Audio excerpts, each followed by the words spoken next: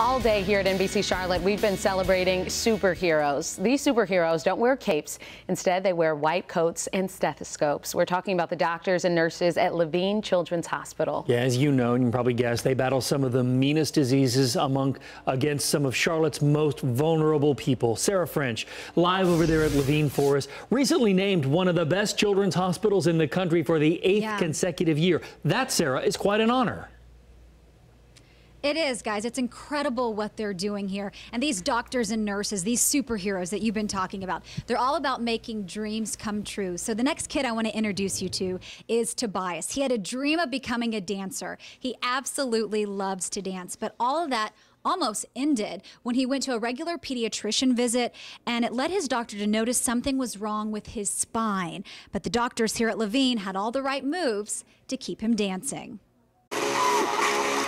It's like a good way to get stress out the way, you know, good way to clear your mind, a good way to impress others, of course.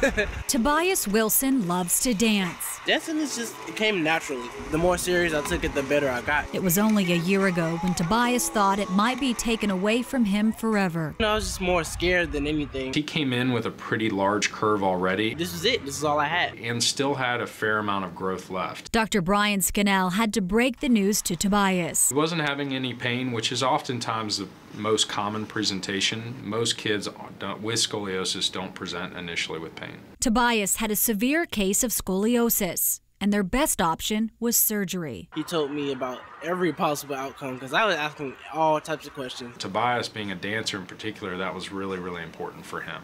He didn't want to lose a lot of that motion because that would affect a lot of his moves. I really didn't know what to expect, but I knew surgery involves a lot of cutting, a lot of opening, so I was just like, yikes. Finally, the day came, and though he trusted Dr. Scoliosis, the surgery itself was pretty scary. But Tobias says waking up from surgery was even worse. My first words was like, I'm in pain. I started crying. Tobias began focusing on one goal: to get back to what he loves, dancing.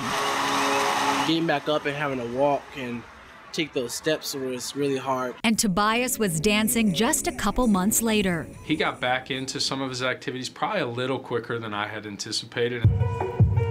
Everyone at the hospital enjoys his talents. Dr. Scoliosis had me dance for him and a lot of his patients a few times before. People and the doctors and nurses will just love to watch me dance. Today, Tobias is back to himself. There aren't any limits to anything I can do. Dancing and loving life. If I dance to something inspiring, it inspires other people to do. I like to inspire as much as possible.